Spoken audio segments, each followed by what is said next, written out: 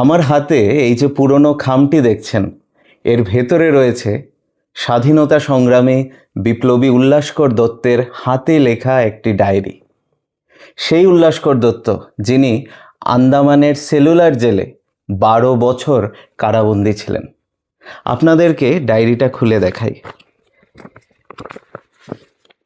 এটা মূলত একটি খাতা, যাতে উনি 1964 থেকে 1965 ইংরেজি মানে জীবনের শেষ 2 বছর কিছু কথা লিখে রেখেছেন। এই ডায়েরিটার সন্ধান পেয়েছেন আমার বাবা এই কয়েকদিন আগে, তাই ভাবলাম বাবার মুখেই শোনা যাক এই ডায়েরিটা পাওয়ার গল্প, তার সাথে উল্লাসকর দত্তের সংগ্রামী ইতিহাস। সেই কারণেই আমরা বেছে নিলাম একটা ইন্টারভিউ ফরম্যাট।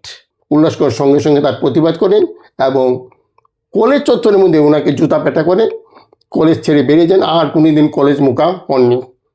ক্ষুদিরাম বসু এবং প্রফুল্ল চাকি তারা যে বোমা দুটি বোমাটি নিক্ষেপ করেছিলেন সেটা স্বয়ং উল্লাসকরের হাতের তৈরি। যখন ফাঁসির হুকুম হয়, উল্লাসকর এজলাসে দাঁড়িয়ে সার্থক জনম আমার জন্মিছে এই দেশে এই গানটা পরিবেশন করেন। যিনি এই মামলার যা ছিলেন তার চোখ দিয়ে পর্যন্ত জল পড়েছিল। একজন একজনকে বলছি, look look, the man is going to be hanged and he loves. একজন আইরিশ মহিলা সেটা জবাব দিচ্ছে, তার মাথায় চট দিয়ে বেঁধে রড দিয়ে রোজ তাকে অত্যাচার করা হতো। সূর্যের দিকে মুখ দিয়ে হাত করি বলা হতো, এটাকে হাতদণ্ড, হাতে করি লাগিয়ে ঝুলিয়ে রাখা হতো এবং সূর্যের দিকে মুখ। একদিকে বিধবা, একদিকে পঙ্গু। যখন উল্লাসকর শুনলেন যে লীলা দেবী পঙ্গু অবস্থায় আছেন হসপিটালে, একটা অন্য ধরনের বিবাহ, শুধু মালা বদলের মাধ্যমে। সেখানে কোনো ম্যাজিস্ট্রেট ছিল না, কোনো পুরুষ ছিল না, সেখানে কোনো কিছু বাদ্যযন্ত্র বাজেনি, কোনো উলুধ্বনি হয়নি, কোনো শঙ্করদারি হয়নি। স্বামীর প্রতি স্ত্রীর যে কর্তব্য সেটা একটা পরাকাষ্ঠান উদাহরণ আছে। তো স্ত্রীর প্রতি যে স্বামীর যে কর্তব্য আছে, উল্লাসকর কিন্তু তার একটা জীবন্ত উদাহরণ।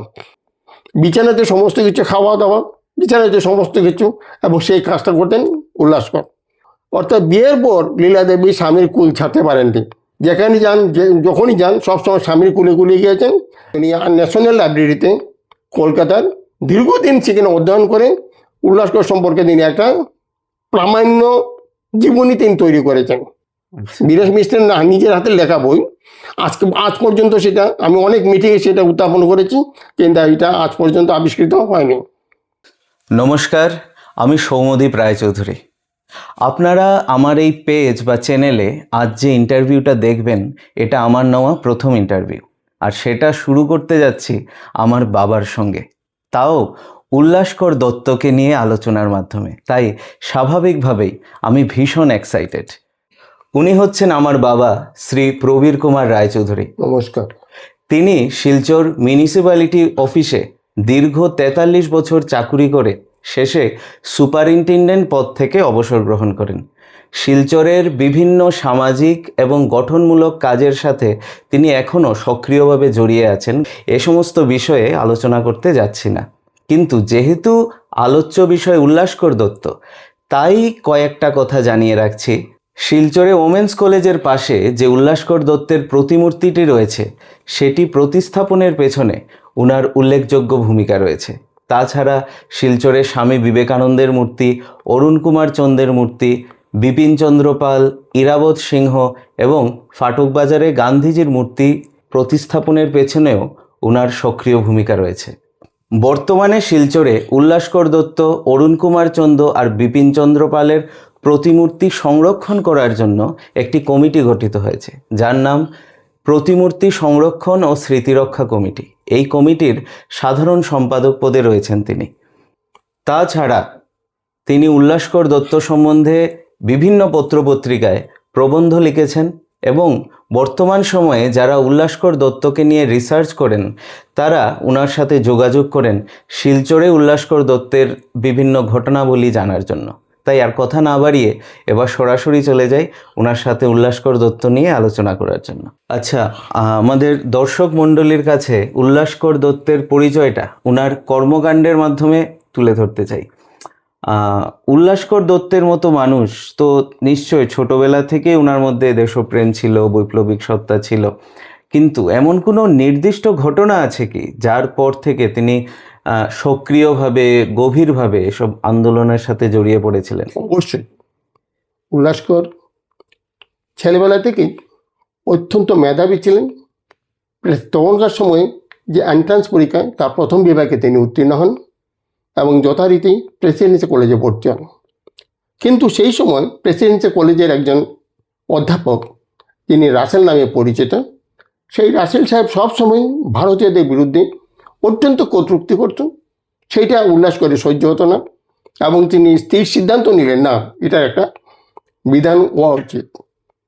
তিনি একদিন ব্যাগে করে একটা চটি নিয়ে গেলেন এবং যখন রাসেল সাহেব আবার সেই ভারতীয়দের বিরুদ্ধে কটূক্তি করেন, উল্লাসকর সঙ্গে সঙ্গে তার প্রতিবাদ করেন এবং কলেজ চত্বরের মধ্যে ওনাকে জুতা পেটা করে কলেজ ছেড়ে বেরিয়ে যান, আর কোনোদিন কলেজ মুখা হননি। এরপর তখন 1905 তিনি বঙ্গভঙ্গ আন্দোলনে যুক্ত হন। বঙ্গভঙ্গে যে উনি জড়িয়ে পড়লেন, উনি, কারণ এটা তো অনেক বড় আন্দোলন ছিল, উনি কার সাথে গিয়ে যুক্ত হয়েছিলেন? বঙ্গভঙ্গ আন্দোলনের মূল নায়ক ছিলেন বাগ্মী বিপিনচন্দ্র পাল এবং তার বন্ধু ডক্টর সুন্দরী মোহন দাস। এই ধরনের অনেক গণ্যমান্য মানুষরাই সেই বঙ্গভঙ্গবান যখন লর্ড কার্জন বাংলাকে দুভাগ করলেন, সেই দুভাগটা কেউ মেনে নিতে পারলেন না। সেখান থেকে বঙ্গভঙ্গের আন্দোলন শুরু এবং তখনকার সময় যারা মান্যগণ্য বা অন্তত দেশপ্রেম বলতে যাদের স্ফুরণ বিন্দুমাত্র ছিল, তারা সবাই বঙ্গভঙ্গ আন্দোলনে ঝাঁপিয়ে পড়েছিলেন এবং এটা আন্দোলনের মাত্রা এত বেশি হয়েছিল যে যার ফলে 1911 সালে সে বঙ্গভঙ্গ রোধ করতে কার্জন বাধ্য হয়েছিলেন। আচ্ছা, বঙ্গভঙ্গ তো রোধ হলো 1911 সনে, কিন্তু আমরা তো জানি 1909 সনেই উল্লাসকর দত্তকে আন্দামানে পাঠানো হয়েছিল। এটার পিছনে কি ঘটনা রয়েছে? তারও একটা ইতিহাস আছে। তিনি প্রেসিডেন্সি কলেজ ছাড়ার পরে, যেহেতু তিনি কলেজ ছেড়ে দিয়েছেন, দেশ সেবায় নিয়ে নিজেকে নিযুক্ত করেছেন এবং রসায়ন বিজ্ঞানে তার অসাধারণ বুৎপত্তি ছিল, তিনি বোমা তৈরিতে নিজেকে নিযুক্ত করেন। একটা বোমা তিনি তৈরি করে ঘরে রাখলেন এবং সেই বোমাটা তার ছোটো ভাই সুখসাগর দত্ত বোল মনে করে শিশু সুলভ যেটা হয় সেটা জানালা দিয়ে নিক্ষেপ করেন। বোমাটা দারুণ শব্দে কেটে যায়। উল্লাসকর বুঝলেন যে বিপদ সন্নিকটে। তিনি বাড়ি থেকে, কালীকচু গ্রামে ছিল তাদের বাড়ি, সেই বাড়ি থেকে তিনি চলে আসলেন মুরারিপুকুর। সেখানে অনেক বিপ্লবীদের সঙ্গে রবীন্দ্রের নেতৃত্বে তার ছোটো ভাই বারিন ঘোষ আরও অনেক বিপ্লবীরা এখানে একটা আড্ডাখানা ছিলেন। সেখানে আবার তিনি তৈরি করতে লাগলেন বোমা এবং বোমা তৈরিতে তিনি এত পারদর্শী ছিলেন, যখন কিংসপোর্ট, তখনকার দিনে কলকাতার জুডিশিয়াল ম্যাজিস্ট্রেট ছিলেন এবং ছিলেন অত্যন্ত অত্যাচারী। তার অত্যাচারে গোটা পশ্চিমবাংলা ততস্থ থাকত। তারা সিদ্ধান্ত নিলেন কিংসপোর্টকে দুনিয়া থেকে সরাতে হবে। হলো এমন দামাল ছেলে কোথায় পাওয়া যায় যারা কিংসপোর্টের মতো মানুষকে হত্যা করার জন্য এগিয়ে আসবে। দুটা যুবক চলে আসলেন, সেটা ক্ষুদিরাম বসু এবং প্রফুল্ল চাকী। তারা যে বোমাটি নিক্ষেপ করেছিলেন সেটা স্বয়ং উল্লাসকরের হাতের তৈরি। দুঃখের বিষয়, সেই যে গাড়িতে ওই দিন ওই সময়ে কিংসপোর্ট আওয়ার কথা ছিল, সে তারা আসেন নাই। এসেছিলেন মিসেস ক্যানেডি এবং মিস ক্যানেডি। দুর্ভাগ্যক্রমে তাদের বোমাতে তাদের দুজনের মৃত্যু হয়। তারপর মানে এইটার জন্য উল্লাসকর দত্ত কিভাবে ইয়েতে গেলেন? তারপর তো ধরপাকড় শুরু হলো মুরারিপুকুরে। তাদের ইংরেজরা সবসময় পুলিশ ডিপার্টমেন্টের তো একটা সিআইডি ডিপার্টমেন্ট থাকে, সেই সিআইডির মাধ্যমে তারা জানতে পারলো এখানে একটা বোমা তৈরির কারখানা আছে এবং সেই কারখানাতে তারা একদিন ধাওয়া করে সমস্ত বিপ্লবীকে একসঙ্গে বন্দি করেন এবং সেটাই বিখ্যাত আলিপুর বোমার মামলা।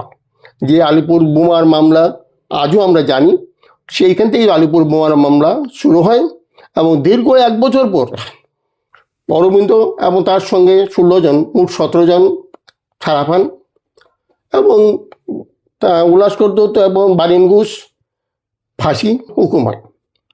আচ্ছা, যখন ফাঁসির হুকুম হয়, উল্লাসকর এজলাসে দাঁড়িয়ে সার্থক জনম আমার জন্মিছে এই দেশে এই গানটা পরিবেশন করেন, যেটা বিসকফট, যিনি কেবল যে মামলার যা ছিলেন, তার চোখ দিয়ে পর্যন্ত জল পড়েছে। একটা উল্লেখযোগ্য ঘটনা, যখন গানটা শেষ করে তিনি চলে আসলেন, তখন বললেন, হ্যাঁ ভালো হয়েছে, বাঁচার দায় থেকে বাঁচা গেল। ওই সময় দুজন মহিলা এজলাসের দিকে যান, একজন একজনকে বলছে, look look, the man is going to be hanged and he loves. একজন আইরিশ মহিলা সেটা জবাব দিচ্ছে, yes I know, they all love at that. এটা থেকেই বিপ্লবী সম্পর্কে যে মানুষের তখনকার সময় মানুষের যে শ্রদ্ধা ভক্তি, সেটা সম্পূর্ণভাবে ফুটে ওঠে এই ছোট্ট একটা ঘটনার মাধ্যমে। কিন্তু ফাঁসির হুকুম হয়েছিল, তাহলে আন্দামানে তারপর চলো হাইকোর্টে অ্যাপিল, আবির্ভাব হলেন আমাদের দেশবন্ধু চিত্তরঞ্জন। এই দেশবন্ধু চিত্তরঞ্জনের মানে দারুণ সওয়ালে তাদের ফাঁসির হুকুম রদ হয় এবং তারা দুজনকে, অর্থাৎ উল্লাসকর দত্ত ও বারিন ঘোষকে দ্বীপান্তরিত করা হয়। এইগুলো আন্দামানে দ্বীপান্তরিত করা হয় এবং তারপর তো তার আন্দামানের ইতিহাস, সেটা একটা অন্য জীবনের একটা অন্য অধ্যায়। 1909 থেকে 1920 পর্যন্ত ওইখানে ছিলেন আন্দামানে, বা ওইখান থেকে নয়, সেখানে যে কি ধরনের অমানসিক অত্যাচার উল্লাসকরের উপরে, তার মাথায় চট দিয়ে বেঁধে রড দিয়ে রোজ তাকে অত্যাচার করা হতো। সূর্যের দিকে মুখ দিয়ে হাত করি বলা হতো, এটাকে হাতদণ্ড, হাতের করি লাগিয়ে ঝুলিয়ে রাখা হতো এবং সূর্যের দিকে মুখ। ঘানি টানা হতো, যে ঘানিটা আমার সর্ষে পেরানোর জন্য যেটা বলদ দিয়ে করা হয়, সেটা আমাদের বিপ্লবীদের করানো হতো। ইট বানানো রৌদ্রের মধ্যে সবচেয়ে কঠিন কাজ ছিল, যেটা উল্লাসকরের সহ্য হতো না। অন্যান্য বিপ্লবীরা প্রতিবাদ করতেন না, কিন্তু উল্লাসকরের প্রতিবাদী সত্তা ছিল তার জন্মগত। যখনই তার কাছে কোনো অন্যায় করত, অন্যায় আদেশ হতো, তিনি সেটা প্রতিবাদ করতেন এবং ফলস্বরূপ তিনি বেশি অত্যাচারিত হয়েছেন, উৎপীড়িত হয়েছেন। উল্লাসকরের জীবনের আরেকটা দিক হলো যে তিনি সবসময় মানুষকে হাসি, যেমন নামটা উঠলে উল্লাস, সবসময় সহযোদ্ধাদের হাসিকে মাতিয়ে রাখতে পারতেন। যখন তারা একসঙ্গে গল্প করতেন, ওই কোন সেন্টেজ আসলেন, তার ওজন কত 32 মণ, তার পেটটা কত বড়, এগুলি নিয়ে সবসময় আইস্যগত কি ছিল তার জীবনে একটা আরেকটা অধ্যায়। যত উল্লাসকর যেখানে আইস্যগত সেখানে, একদিকে গান, একদিকে আইস্যগত, একদিকে তার বিপ্লবী সত্তা, এই বিভিন্ন জিনিস আমরা উল্লাসকরের চরিত্রের মধ্যে পাই। আচ্ছা, তো 1920 সালে ওনাকে আন্দামান থেকে মুক্তি দেওয়া হলো কেন? ওনার উপর অত্যাচারের মাত্রা এমনভাবে বেড়ে যায় যে 106 ডিগ্রি পর্যন্ত ওনার জ্বর হয়েছিল এবং তিনি এপিলেপসি, যেটা ইংরেজিতে বলি, তিনি অজ্ঞান হয়ে যেতেন। তখন সবাই এসে তাকে যত্নার্থী করার পর কিছুটা জ্ঞান ফিরে আসতেন।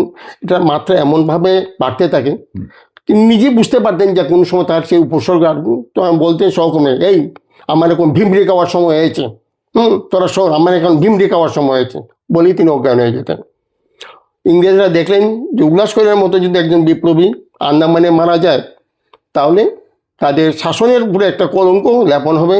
তাই তাকে মুক্তি দিয়ে অ্যাসাইলাম মানে মাদ্রাজ অ্যাসাইলামে পাঠিয়ে দেন, যাতে পাগলাগারদ, যাতে বাংলায় আমরা বলি পাগলাগারদ, সেই পাগলাগারদে পাঠিয়ে দিলেন।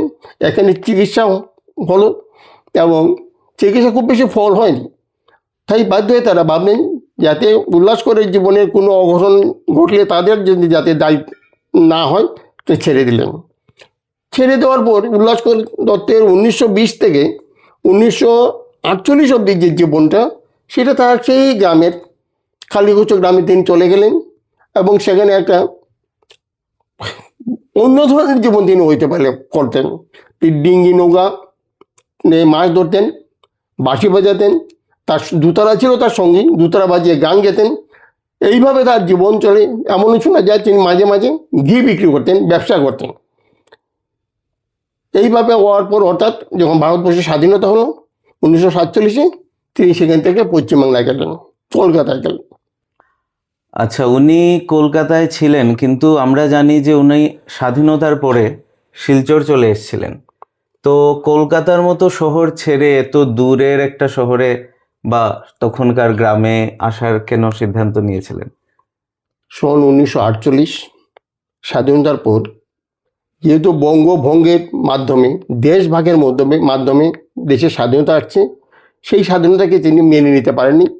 বঙ্গভঙ্গে অর্থাৎ বাংলাদেশে যেহেতু ভাগ করা হয়েছে, সেই বাংলাতে তিনি থাকবেন না। সেই জন্য তিনি নদীপথে কসমস ভলেন্টিয়ার পার্টি বলে একটা নৌ যাত্রা ঠিক করেন। সঙ্গে স্ত্রী শ্রীলীলা দেবীকে লয়ে শিলচর আসেন যাতে এবং বাংলা ত্যাগ করেন, এবং শিলচর তখন স্টিমার ঘাটে এসে ওঠেন 8 দিন নৌযাত্রার পর। স্টিমার ঘাট মানে সদরঘাট? বর্তমান যেটা সদরঘাট, সদরঘাট। সেখানে স্টিমার এসে লাগতো, সেখানে সেই সদরঘাট যেটাকে আমরা এখন বিসর্জন ঘাট বলি, সেই বিসর্জন ঘাটে এসে উঠলেন 8 দিন নদী পথে যাত্রার পর। আচ্ছা, তুমি বলেছো যে উনার সাথে উনার স্ত্রীও ছিলেন, তো উনার স্ত্রীর সাথে উনার বিয়ের ঘটনাটাও অনেক তাৎপর্যপূর্ণ, তো এই এটা বিষয়ে অত্যন্ত রোমাঞ্চকর।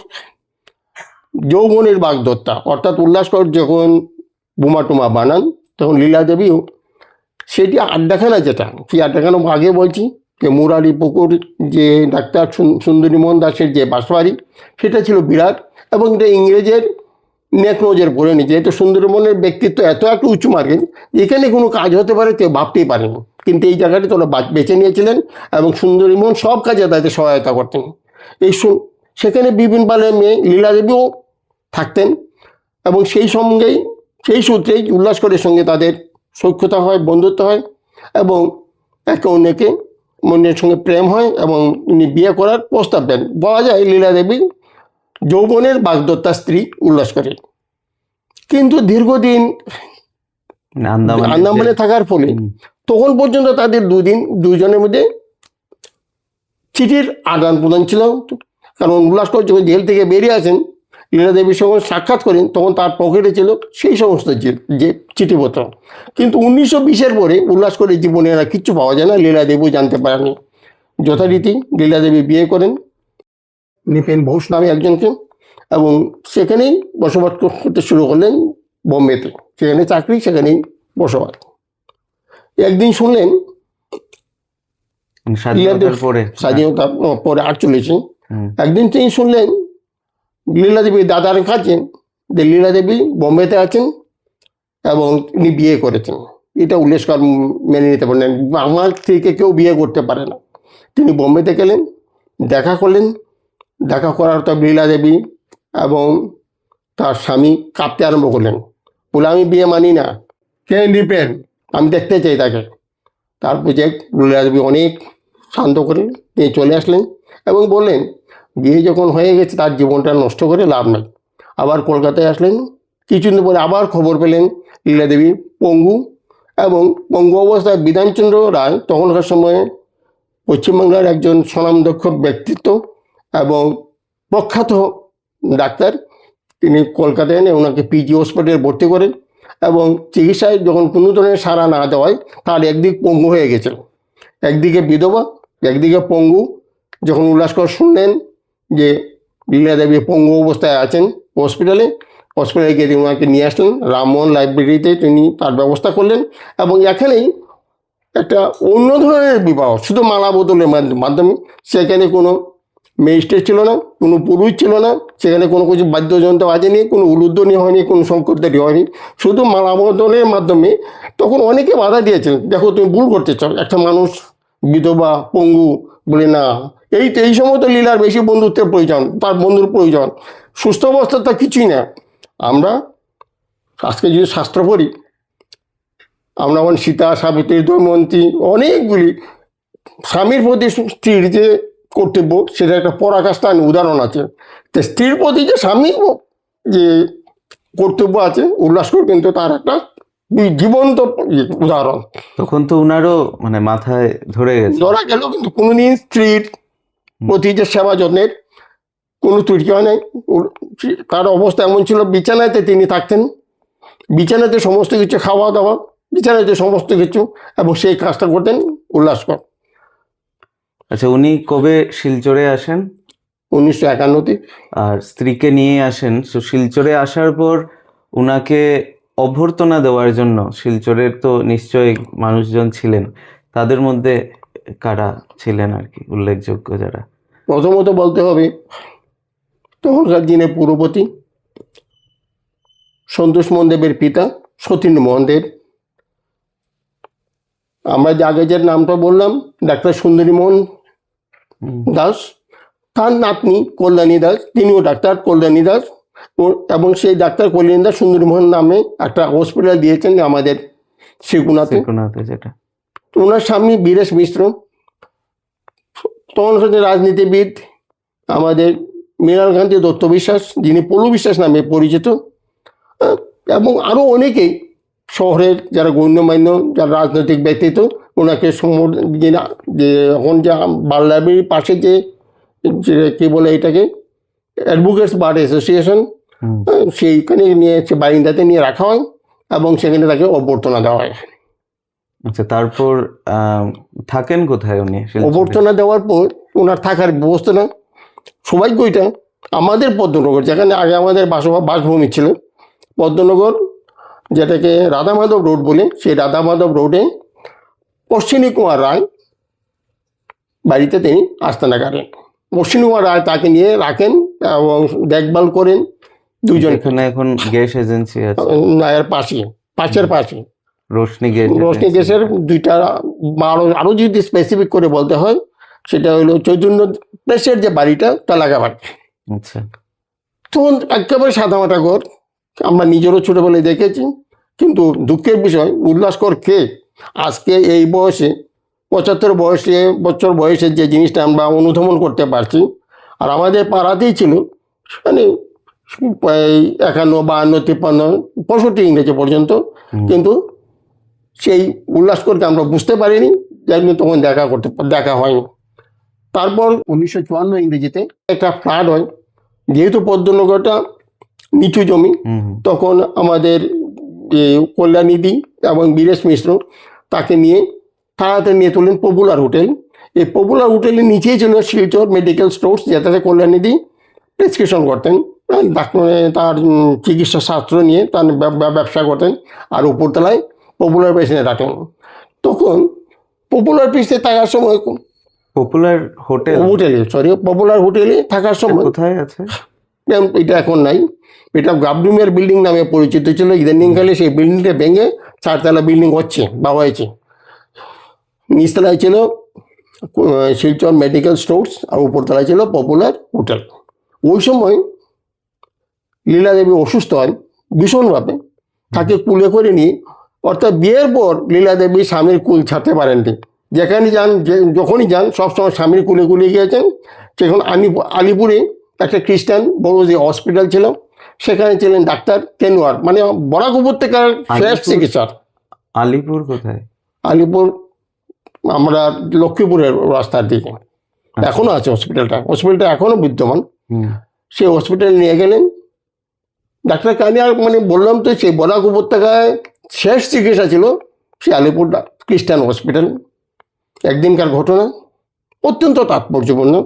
উল্লাসকর পাশে একটা চেয়ারে বসে জীবনী কাটছেন উল্লাস, আর ডাক্তার কেনওয়ার চিকিৎসা করছেন।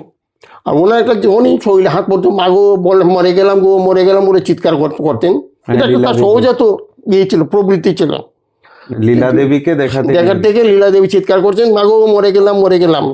উল্লাসকর হঠাৎ তার ঘুম ভাঙলো, মানে দেখলেন আরে বেরিয়ে গেল, অনুষ্ঠান আমার স্ত্রীকে অত্যাচার করতেন। তিনি ঝাঁপিয়ে বললেন ডাক্তারের উপর। কেনওয়ার ছিলেন যে বিরাট শরীর কলেবরের মানুষ, 2 দিনের মধ্যে দস্তাদস্তি হয়। দস্তাদস্তি হতে শেষ পর্যন্ত কেনওয়ার এখানকার লক্ষ্মীপুর থানা থেকে কমপ্লেন করেন। আজকে যে আমরা যাই শালগঙ্গা আশ্রমে, সেই আশ্রমের যে আগে গুরুদেব ছিলেন, তিনিও উল্লাসকরের সঙ্গে একসঙ্গে করতেন, তারা স্বাধীনতা সংগ্রামে কাজ করতেন। একজন স্বাধীনতা সংগ্রামে হয়ে গেলেন, আর একজন হয়ে গেলেন আধ্যাত্মিক জগতের মানুষ। দুইজনের মধ্যে যখন দেখা হলো দীর্ঘদিন পরে, তিনি বলেন তুমি এখানে কীভাবে আসলেন? বলে আমার স্ত্রীকে নিয়ে আসছি। তো কোনো সাহায্য লাগে তোমার? না, আমার সাহায্য যদি হয়, যদি একটা ছেলেকে আমাকে দিতে পারো, আমি একা ওকে সামলাতে পারছি না। না করেন, তার ভালো নাম মনোজিৎ ভট্টাচার্য, সবাই মনা ডাকতো, আমরাও মনাদা ডাকছি যখন আমরা উল্লাসকরের মূর্তি বসাই। মনাদা তখন তাড়াতাড়ি শিলচর চলে আসলেন, এখন তো স্যারকে বাঁচাতে হবে। এসে উনি বললেন এই ঘটনা, এখান থেকে একদল ডিসির অফিসে গেলেন, ডিসিকে নিয়ে সোজা চলে গেলেন এখানে ইয়েতে লক্ষ্মীপুর থানাতে, গিয়ে বললেন এই ঘটনা। তারপর সরি বলছিলেন ডাক্তার, আমি জানি না যার সঙ্গে আমি যুদ্ধ করেছি সে যে এত বড় স্ট্যাচারের মানুষ, আই এম সরি। সেখান থেকে চলে আসলে আর পপুলার হোটেলে যাওয়া হলো না, তারাপুর বিনোদ বিহারী চৌধুরীর বাড়িতে গেলেন।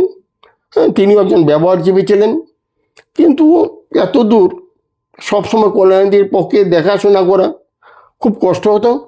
কল্যাণীদির একজন ধাই ছিলেন, অ্যাসিস্ট্যান্ট। কল্যাণীদি মূলত মহিলাদের চিকিৎসা করতেন, ম্যাটার্নিটি কেসগুলি বেশি করতেন, এবং সঙ্গে একজন অ্যাসিস্ট্যান্ট থাকতো, তার নাম হল নিয়তিবালা রায়। আমরা নিয়তি মাসি বলে ডাকছি। ওনার আমরা ইন্টারভিউ নিয়েছি। ওনাকে বললেন তুই এক কাম কর না, তোর তো একটা বাড়িতে, হ্যাঁ ওনাকে একটু জায়গা দিন, আমি আর পারছি না সামাল দিতে। দিলেন। যেহেতু কল্যাণীদি উল্লাসকরকে পিসে মশাই, লীলা দেবীকে পিসিমা বলে ডাকতেন, নিয়তি মাসিও তাদের পিসে মশাই পিসিমা বলে ডাকতেন। জীবনের শেষ দিন পর্যন্ত আজকে যেটা উল্লাসকর দত্ত লেন, সেই লেনের যে বাঁশবাড়ির কুটি, সেই কুটিরেই শেষ নিঃশ্বাস ত্যাগ করেন। এই হলো উল্লাসকরের পরিক্রমা শিলচর শহর। লীলা দেবী কি ওনার আগেই মারা যান? লীলা দেবী উনি গেলেন 65-তে, আর লীলা দেবী গেলেন 62-তে। কিন্তু লীলা দেবীর মৃত্যু তিনি মেনে নিতে পারেননি। আমরা যে নিয়তি মাসির কাছে গেলাম, কি গো উনি মারা যাওয়ার পরে অবস্থাটা সবসময় খুঁজতেন লুকোচুরির মতো, হয়তো লীলা লুকিয়ে আছো এখানে একটু লুকাবে না, চলো এদিকে চলে আসো। আবার এই দিকে গেলেন, অনেক সময় লীলা মারা গেল, পিসিমণি মারা গেলেন, তুমি নিজেকে দাহ করলে, এখন আমার লীলা বলছে কেন, আবার সম্বিত ফিটা, হ্যাঁ ঠিকই তো লীলা মারা গেছে। এইভাবে চলতো তাদের জীবন। আচ্ছা, 1965-তে উনি মারা গেলেন, কিন্তু আমরা শিলচরে ওনার নামে কি কিছু আছে বা? 1965 মারা গেলেন, আমরা শিলচরবাসী শিলচর মতো একটা পশ্চাৎপদ জায়গাতে উল্লাসকরের মতো একটা মানুষ আসলেন প্রায় 14 বছর, 1951 থেকে 1965, এই দীর্ঘ সময় তিনি এখানে বসবাস করলেন। আমরা মনে করি শিলচর মাটিকে তিনি ধন্য করেছেন, শিলচরবাসীকে ধন্য করেছেন। ওরা মারা যাওয়ার পর জেল রুটের একটা অংশ, জেল রুটের যেখানে অম্বিকাপুরের সঙ্গে যেখানে কানেকশন, সেই কানেকশন থেকে প্রেমতলা পর্যন্ত যে রাস্তাটা, সেই রাস্তাটার নামকরণ হয় বিপ্লবী উল্লাসকর দত্ত সরণি। বিপ্লবী যে গলিতে থাকতেন সেই গলিটার নামকরণ হয় উল্লাসকর দত্ত লেন। গলিটা কোথায় আছে? এখানে এখন আছে, যেখানে বাসা ছিল উল্লাসকর দত্ত সরণির থেকেই যে গলিটাকে ঢুকছে ওনার বাড়ি পর্যন্ত, সেই বাড়িতে সেই রাস্তাটার নাম হলো উল্লাসকর দত্ত লেন। তারপর আমাদের মেহেরপুরে একটা স্কুল গঠিত হচ্ছে, তখন তারা এক বাক্যে স্বীকার করলেন যে স্কুলটার নাম হবে বিপ্লবী উল্লাসকর দত্ত বিদ্যাভবন। এটা আজও আছে, ক্যান্সার হসপিটালে যেতে রাস্তার ডান দিকে পড়ে। এটা এখনও চলছে, খুব ভালোভাবে চলছে। তারপর তো দীর্ঘদিন চলে যায়। 1965 ইংরেজিতে মারা যাওয়ার পরে যারা সে তাকে দাহ করেছিলেন, তারা একটা স্মৃতি দিয়েছিলেন শ্মশানঘাটে, এখানে বিপ্লবীর নামে একটা কিছু করা।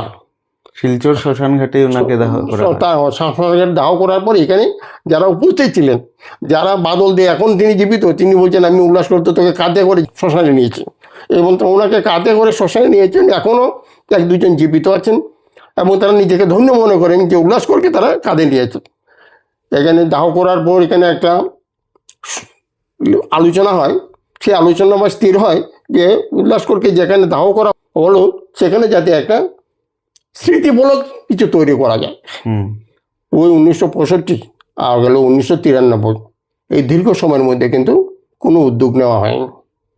আমরা কতকজন পৌরকর্মী, বিশেষত যার নাম তিনি আজকে নেই, পরিতোষ দে, আমি এবং আরও কয়েকজন সহকারী ছিলেন, তারা একটা উদ্যোগ নিলাম, না উল্লাসকরকে এইভাবে অখ্যাতভাবে রাখা যায় না।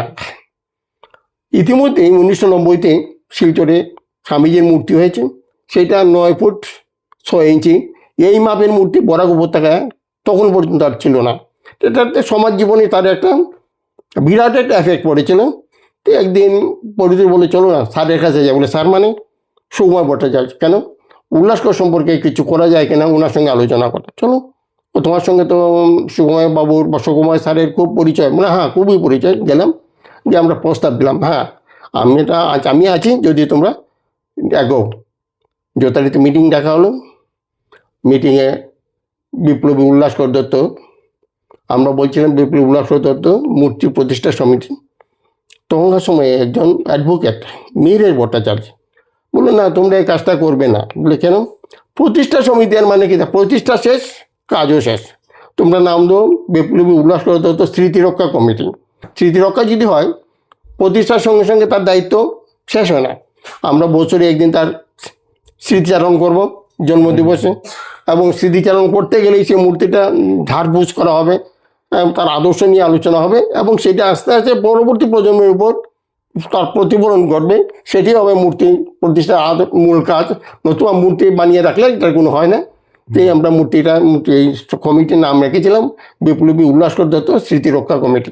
হ্যাঁ, 16 এপ্রিল ওনার জন্মদিনের দিন তো এখনো ওনার মূর্তির হয় 16 এপ্রিল হয়, আবার 17 মে মৃত্যু দিবস বা শ্মশানঘাটে যেটা ফলক আমরা তৈরি করেছি সেখানে হয়। তা ফলক তৈরি করার ব্যাপারে তখনকার সময় শ্যামল কান্তি দেব মহাশয়, তিনি ছিলেন তখন এডিসি শিলচরের, আর পদাধিকার বলে তিনি ছিলেন শিলচর পৌরসভার এক্সিকিউটিভ অফিসার। তিনি ছিলেন সেই কমিটির ওয়ার্কিং প্রেসিডেন্ট। একদিন আমরা বললাম, বলে স্যার শ্মশানের যে কাজটা সেটা আমরা পৌরসভা থেকে করলে কী হয়, কত লাগবে? তা আমাদের সঙ্গে একজন ছিলেন দিলীপ কুমার চক্রবর্তী, আমাদের শিলচর পৌরসভার একজন ইঞ্জিনিয়ার। তিনি একটা এস্টিমেট করে বললেন প্রায় 30,000, বলে আমি দিলাম। 3 টাকার ব্যবস্থা করলেন, সেখানে একটা স্মৃতিফলক হলো, যেটা আজকেও প্রত্যেক বছর সেটা, এমনকি কোভিড পিরিয়ডে আমরা 2-3 জন গিয়েও সেই জিনিসটা পালন করে আসছি এবং প্রতি বছর করে আসছি। তারপর এক্সিকিউটিভ অফিসার চলে গেলেন, শিলচর চলে আসলো একটা অ্যাডহক বোর্ড, মানে যখন কোনো বোর্ড না থাকে সরকার নিজের একটা বোর্ড বানিয়ে দেয়। এটাকে তখন এজিপি সরকার আসামে একটা অ্যাডহক বোর্ডকে আমরা প্রস্তাব দিলাম, আমি এবং পরিতোষ। এখানে একটা কোনো উল্লাসকর দত্তের আমরা যদি একটা তৈলচিত্র স্থাপন করি তা আপনারা সমর্থন করবেন। এক বাক্যে তারা রাজি হলো, না করুন। আমরা আজকে নাই ফণী শুক্লবৈদ্য একজন শিল্পী, তার দিয়ে 4 ফুট উচ্চতা বিশিষ্ট একটা বানালাম তৈলচিত্র। এবং সবচেয়ে উল্লেখযোগ্য দিন যে ঘটনা, তৈলচিত্র যেদিন উন্মোচন হয়, সেই উন্মোচনে গান্ধীবাদী বা কংগ্রেসে যারা ছিলেন স্বাধীনতা সংগ্রামী, তারা তো ছিলেনই, বামপন্থী CPM, CPI, RSP, forward block যারা শিলচরে তখন পর্যন্ত জীবিত সবাই এসেছিলেন একমাত্র পৌর কর্মচারীদের দাবিতে। বলে আমরা তো এগুলি জিনিসে যাই না, অনেক সময় আমরা এক হতে পারি না, কিন্তু তোমরা যখন বলছো আমরা যাব, আসছিলেন। এবং যদি একটু বলা যায়, এই মিটিংয়ে মৈতুষ প্রকাশ একজন কংগ্রেসি নেতা, তিনি সদর্ভে দেখে প্রথমেই বললেন উল্লাসকর সম্পর্কে যদি কারো কিছু বলতে হয়, সেই বলার একমাত্র সবচেয়ে আগের যে অধিকার সেটা হলো বীরেশ দা। বীরেশ মিশ্রকে তিনি বীরেশ বাবুও বললেন। বীরেশ দার কারণ উনি তাদের সঙ্গে আত্মীয়তার সূত্রে আবদ্ধ, এবং আমি যতটুকু জানি তিনি ন্যাশনাল লাইব্রেরিতে কলকাতার দীর্ঘদিন সেখানে অধ্যয়ন করে উল্লাসকর সম্পর্কে তিনি একটা প্রামাণ্য জীবনী তিনি তৈরি করেছেন। উল্লাসকর দত্ত সম্পর্কে বীরেশ মিশ্র বক্তব্য রাখলেন, এবং তার দীর্ঘ বক্তব্যের একটা লাইন ছিল আমার কানে এখনও বাজে, I had never seen such a dauntless person in my life. বিপ্লবী জীবনে আমরা অনেক ধরনের বিপ্লবীদের সন্ধান পেয়েছি, তাদের সাহসের পরিচয় পেয়েছি, কিন্তু উল্লাসকর দত্তের মতো সাহসী মানুষ আমার জীবনে দ্বিতীয়টি নেই। একটা বিরাট ঘটনা। এবং তারপর অনেকে অনেক বক্তব্য রাখলেন। তিনি একটা ঘোষণা দিয়েছিলেন, আমি যে বইটা লিখেছিলাম কলেজ কি উল্লাসকর দত্ত সরণি, বা যেটাকে আগে বলা হতো জেল রুটের কতিপয় ছেলে আমার কাছে আসলেন, এসে বললেন উল্লাসকর দত্ত সম্পর্কে তারা একটা নাটক তৈরি করতে চান, আপনি যে বইটা লিখেছেন আমাদের দিন আপনি আবার ফেরত দেব। আমি সরল বিশ্বাসে দিয়ে দিয়েছি।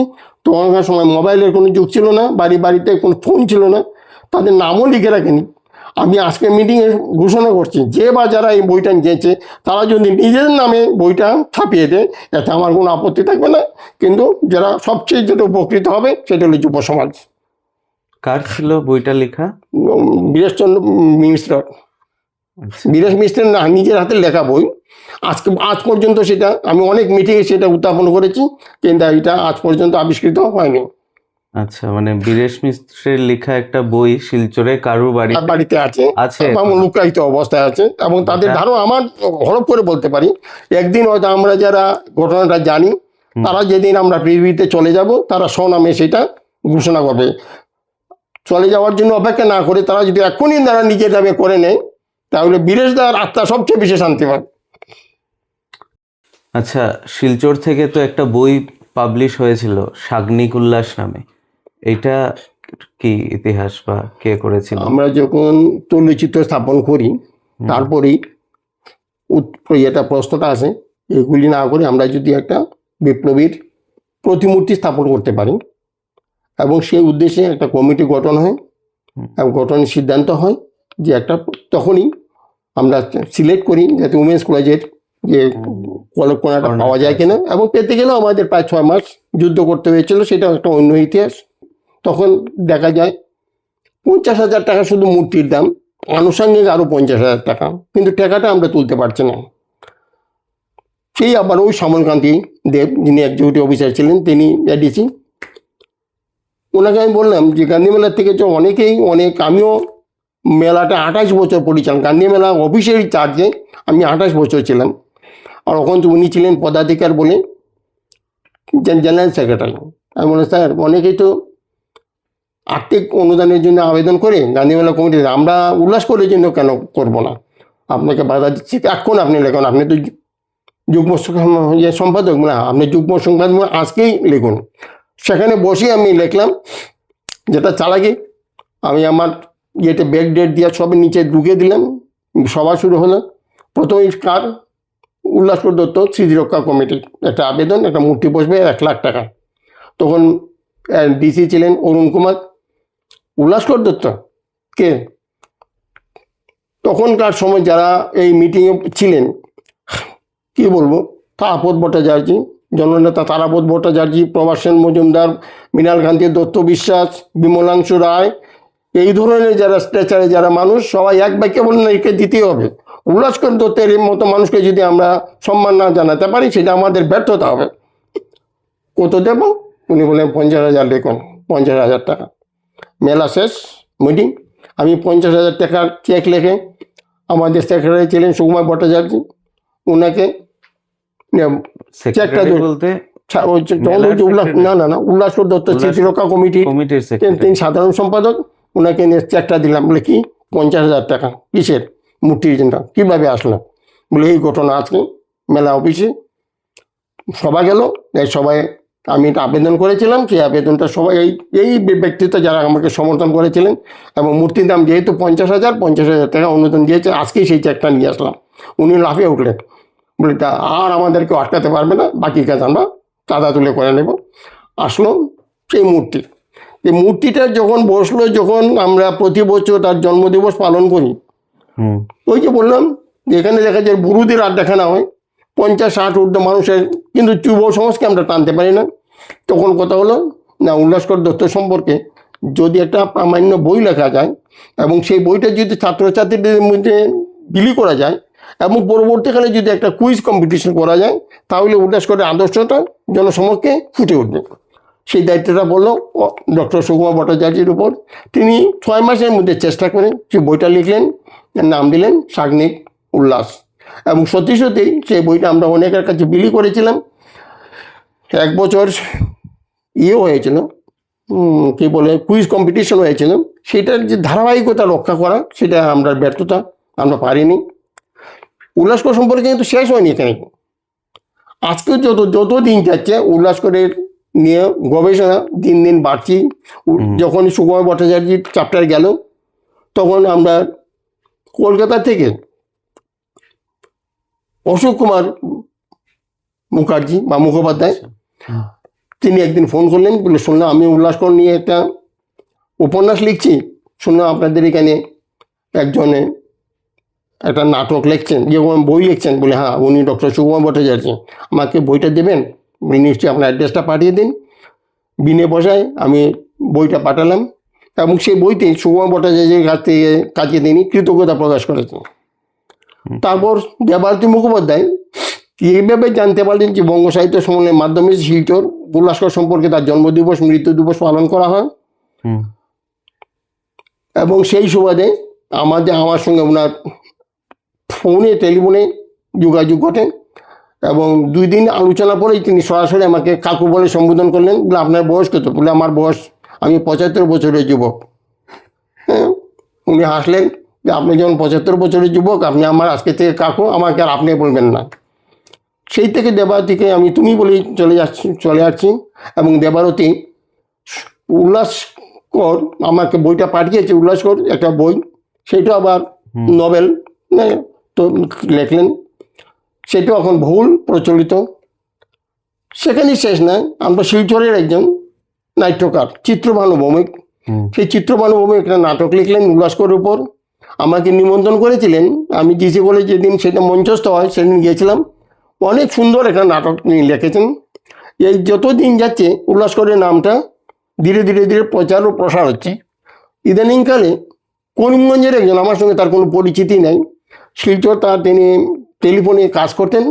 এখানে যারা টেলিফোনে যে বন্ধুদের বললেন শিলচর উল্লাসকর সম্পর্কে কেউ কিছু জানে বা কোনো তথ্য, আমি একটা উল্লাসকর সম্পর্কে নাটক লিখছি, যদি কেউ একটু সাহায্য হয় তা আমাকে একটা নাম দিন। আমার ফোন নাম্বারটা গেল, উনি আমাকে একদিন ফোন করলেন এবং অনেক সময় আলোচনা হলো এবং তিনি কিছুদিনের মধ্যে বইটা বের করবেন এবং মাঝে মধ্যে আমার সঙ্গে এখনও আলোচনা করেন।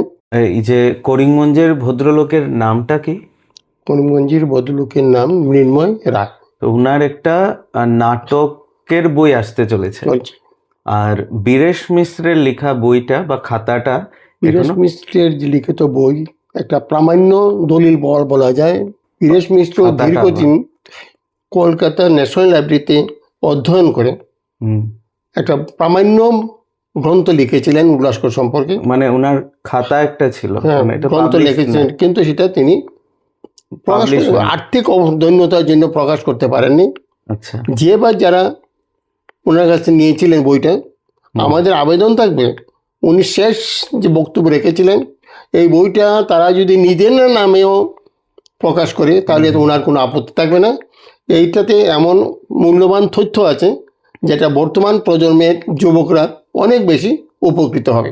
আচ্ছা, কারোর যদি এই খাতার বিষয়ে, ওনার লেখা খাতার বিষয়ে জানা থাকে, তাদের বাবা কাকু বা চেনা পরিচিতের মধ্যে যদি কেউ নিয়ে থাকেন আর কি, এখনের প্রজন্মের ছেলেদের মেয়েদেরকে বলছি, তাহলে আমাদের সাথে যোগাযোগ করো।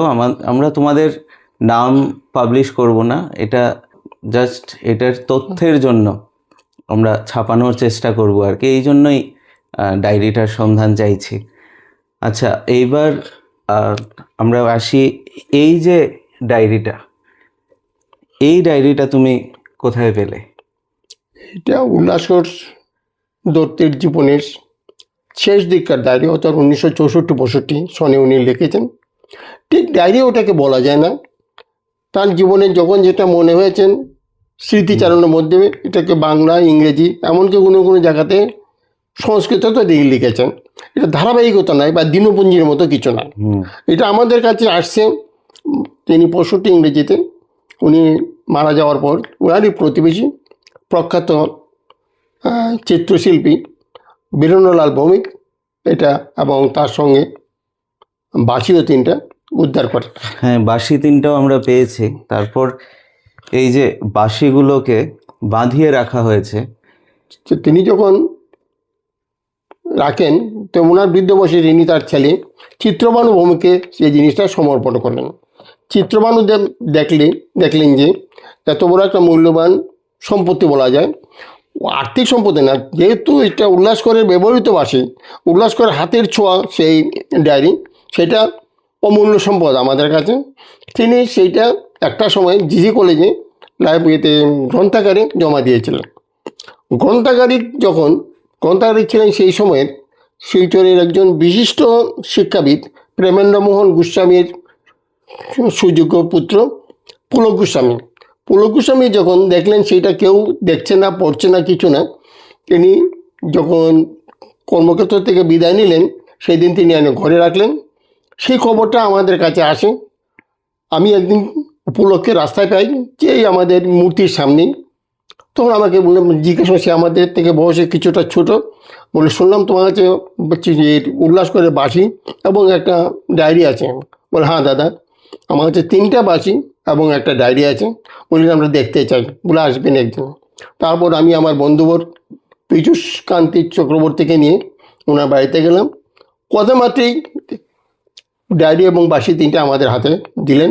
তা আমরা বললাম যদি এটাকে সুন্দরভাবে বাঁধিয়ে আসাম বিশ্ববিদ্যালয়ে জমা দিই তো আমার কেমন হয়? বলে না, আমার ইচ্ছা এটা যাতে বঙ্গভবনে দেওয়া হয়।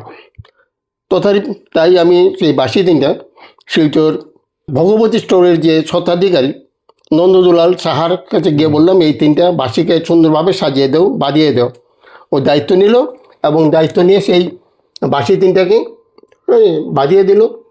এবং আমরা আজকে সকালে বঙ্গভবন সাহিত্য সংস্কৃতির যে সাধারণ সম্পাদক পরিযুষচন্দ্র দত্ত সঙ্গে দেখা হয়। আমি বললাম আমরা এই 2টা জিনিস উদ্ধার করেছি, আমাদের ইচ্ছা বঙ্গভবনে সেটা আমরা সমর্পণ করব, আমরা একদিন খবর দিয়ে আসবো। উনি খুব ওয়েলকাম করলেন, বলে হ্যাঁ এই সমস্ত জিনিস তো পাওয়া দুর্লভ ব্যাপার, আপনারা আসুন। হ্যাঁ, সে আমাদের কাছে এই ডায়েরি এবং বাঁশি 3টা দিয়ে যাবেন। আমরা আশা করি এই সপ্তাহের মধ্যেই আমরা যারা এটার সাথে জড়িত, চিত্রবানু ভৌমিক, পীযূষ চক্রবর্তী, আমি নিজেই, এবং যে দিলেন পুলক গোস্বামী, হ্যাঁ, এবং যে এটা বাঁধিয়ে দিলেন নন্দদুলাল সাহা, আমরা সবাই বঙ্গভবনে যাব এবং সেটা দিয়ে আসবো। এবং সেই সুবাদে এটা অনুরোধ করব, যে বা যারা এটা দেখার ইচ্ছুক তারা বঙ্গভবনে গিয়ে যাতে দেখেন। কিছু নয়, অন্তত উল্লাসকরের জীবনের যে শেষ 2টা স্মৃতি আমাদের কাছে আসছে, সেটা যাতে তারা দেখেন, নিজেদের ধন্য মনে করে। আরেকটা জিনিস, উল্লাসকর দত্ত একটা দোতারা ব্যবহার করতেন। যখন 56 ইংরেজিতে বন্যা হয়, এই বন্যার সময় যখন তড়িঘড়ি পদ্মনগর থেকে পপুলার হোটেলে যান, তখন দোতারাটা ভেঙে যায়।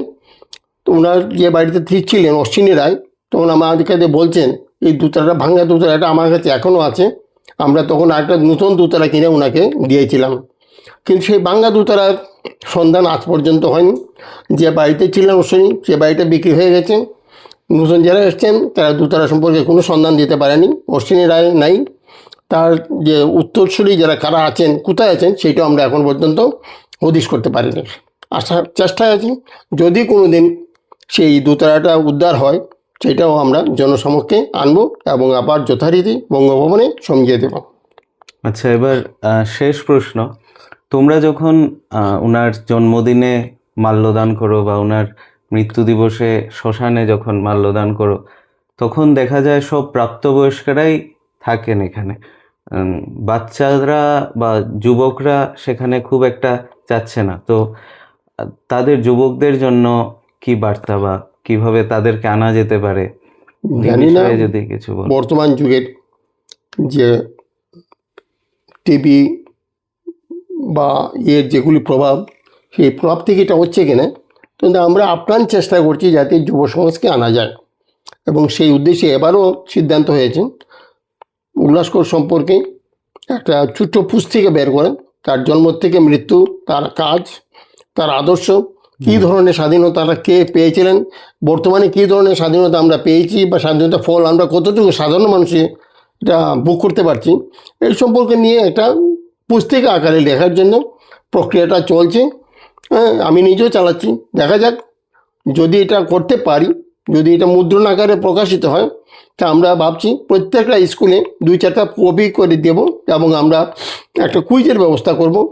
তার পরবর্তীকালে আমরা একটা এসে কম্পিটিশন করব। যদি সেই ধরনের কোনো উৎসাহ দেওয়া যায়, যদি কোনো ধরনের প্রাইজ মানি দেওয়া যায়, যদি আমরা ব্যবস্থা করতে পারি, আগামীতে হয়তো বা আমরা আশাবাদী যে যুব সমাজকে আস্তে আস্তে আনতে পারবো। শুধু উল্লাসকর দত্ত কিন্তু আসল কথা নয়। আসল কথা হলো ভারতের স্বাধীনতা সংগ্রামী যারা আছেন, ভারতের যাদের মহাপুরুষ, সেই জিনিস কিন্তু আমাদের পঠন পাঠনে নেই। বাচ্চারা আসছে না, আমরা বলছি দোষারোপ করছি, কিন্তু কে আসছে, কেন আসছে না, তারা জানে না উল্লাসকরকে, নেতাজিকে, স্বামীজিকে। কাজেই তাদের যে জানাতে হয়, আইদার সেটা পাঠ্যপুস্তকে, পাঠ্যক্রমে এটাকে সন্নিবেশ করা, আর নতুবা আপনার মতো যারা এনজিও চালায়, তারা এনজিওরা নিজের একটা উদ্যোগ নেবে এবং সেই উদ্যোগের মাধ্যমে যাতে এই নতুন প্রজন্মের কাছে আমরা সেগুলি আদর্শ পৌঁছে দিতে পারি। তাই যদি করতে পারি, সেই দিন হবে আমাদের কাজের সার্থকতা। আমি আবারও বলছি, সেটার উদ্দেশ্য শুধু উল্লাস বললে হবে না। স্বাধীনতা সংগ্রামী হোক, ভারতে অনেক মনীষী আছে, সে সাহিত্য ক্ষেত্রে, সংস্কৃতির ক্ষেত্রে, আজকে বিদ্যাসাগর, রবীন্দ্রনাথ, কেউ সম্পর্কে কোন বর্তমান প্রজন্মে জানে না বা জানতে চায় না। সেই আগ্রহটা জাগাতে হবে, সেইটাই হবে আমাদের কাজ। আচ্ছা, তুমি যে বলেছো একটা পুস্তক লেখার কাজ চলছে, আর এখান থেকে কুইজ কম্পিটিশন, এসে কম্পিটিশন করা হবে, তার সাথে আমার একটা সাজেশন থাকবে, যদি বাচ্চাদেরকে বলা যায় যে রিল বানাতে, উল্লাসকর দত্তকে নিয়ে বা অন্যদেরকে নিয়ে রিল বানাতে, এটা তোমাদের যে কমিটি আছে আর কি, কমিটির কাছে আমার একটা সাজেশন থাকবে, কারণ ওরা রিল বানিয়ে সোশ্যাল মিডিয়াতে ওদের মুখ দেখাতে বেশি ভালোবাসবে আশা করি। এই বর্তমান যুগে এই সাজেশনটা অনেক বেশি কার্যকরী, অনেক বেশি প্রাসঙ্গিক। আমরা তো কিছুটা সেকেলে মানুষ, হয়তো আমরা ঠিক মডার্ন বর্তমান যুগের বাচ্চাদের কি চাহিদা, সেই জায়গাটা হয়তো আমরা অনুধাবন করতে পারছি না। এখন যে প্রস্তাবটা আসলো, সেটা আমাদের চিন্তায় থাকবে, এবং যদি এটা করা যায়, নিশ্চয়ই বাচ্চারা তখন উল্লাসকর সম্পর্কে জানার জন্য নিজেরা অত্যন্ত উৎসাহী হবে, এবং উৎসাহী হলে তেও তার বই খুঁজবে। আর আমি আগেই বলছি, কয়েকটা বই বাজারে এমনি ইতিমধ্যে এসে গেছে, আরও কিছু আসবে, এবং তাহলেই আস্তে আস্তে যুব সমাজ, শিশুরা জানতে পারবে। আর তার সাথে নাটকটা খুব বেশি কার্যকারী হবে, মানে গল্প পড়ার থেকে ওরা যদি কয়েকটা রোল প্লে করে নাটক যদি বাচ্চাদের মধ্যে করা যায়, ইন্টার স্কুল কম্পিটিশন রাখা যায়, প্রাইজ মানির যেহেতু কথা বলেছো তুমি, তাই বলছি আর কি, নাটকও করানো যেতে পারে, তাহলে ইন্টারেস্টিং হবে, ওদের কাছে পড়তে ভালো লাগবে আর কি নাটক বিষয়টা। করতে গেলে নাটকের যে বইটা এখনো মুদ্রিত আকারে আসেনি। হ্যাঁ, নাটক তো নাটক তারা হয়েছে। নিজেরা লিখবে, নিজেরা করবে, এটা হয় না। সবাই একটা নাটক লিখতে পারবে। চিত্রবান অবমুখের নাটকটা হ্যাঁ, একটা তো একবার নাটক মঞ্চস্থ হয়েছে, আর আমাকে কথা দিয়েছি কিছুদিনের মধ্যে এটা জিসি কলেজের অডিটোরিয়ামে না করে বঙ্গভবন বা রাজীব ভবনের মতো বড় জায়গা, বড় পরিসরে করার জন্য নাট্যকর্মীরা যারা আছেন বা যারা লিখেন, তারাও তাদের কাছেও যদি তাদের approach কাছে করা সেটা যায় আর আবেদন কি। পৌঁছানো যাবে। আবার এইভাবে যদি করা যায়, হুম। এবং যে করিমগঞ্জে যে ভদ্রলোক লিখছেন, সেটা যদি বাজারে আসে, তাহলে নিশ্চয়ই একটা নাট্য জগতেও একটা কম্পিটিশন করা যায়, বা যাদের এই নাটকগুলি যাতে বিভিন্ন অঞ্চলে, বিভিন্ন এনজিও, বিভিন্ন ক্লাব সমিতি করে, তাইলেই আস্তে আস্তে উল্লাসকর ঘরে ঘরে গিয়ে পৌঁছতে পারবে। আচ্ছা, আমাদের এই আলোচনা আর দীর্ঘায়িত করছি না, একটা আবেদন থাকবে, বীরেশ মিশ্রের লেখা ডায়েরি বা খাতা, যেটা পাওয়া যাচ্ছে না, এটা যদি কেউ জেনে থাকেন যে এটা কোথায় আছে বা কারোর ঘরে যদি থেকে থাকে, তাহলে আমাদের সাথে যোগাযোগ করবেন। আর জনপ্রতিনিধিদের কাছে একটা আবেদন থাকবে, তারা যদি অ্যাসেম্বলিতে, পার্লামেন্টে এই কথাটা তুলতে পারেন আর কি, যে আমাদের পাঠ্যপুস্তকে আরও বেশি করে স্বাধীনতা সংগ্রামীদের নিয়ে আলোচনা থাকবে, এই বার্তাটা যদি তুলে ধরতে পারেন। আর আমরা সাধারণ মানুষরা যারা একটু কনসার্নড এই সমস্ত বিষয়ে, আমরাও যদি একটু বেশি করে এগিয়ে আসতে পারি, যে সংস্থাগুলো অলরেডি আছে তাদেরকে যদি আর একটু সাহায্য করতে পারি, যাতে তারা তাদের কাজগুলো আর একটু স্মুথলি করতে পারেন, তাহলে যথার্থ সম্মান জানানো হবে উল্লাসকর দত্তের প্রতি, আরও যারা মনীষীরা আছেন তাদের প্রতি। কারণ শুধু মাল্যদান করলেই তো সম্মান জানানো হয় না, যথার্থ সম্মান জানানো হবে যদি আমরা আদর্শ চর্চা করতে পারি, তাদের ঘটনাগুলো লোকেদের সামনে নিয়ে আসতে পারি। এই বলে আমাদের আজকের এই আলোচনা শেষ করছি। নমস্কার।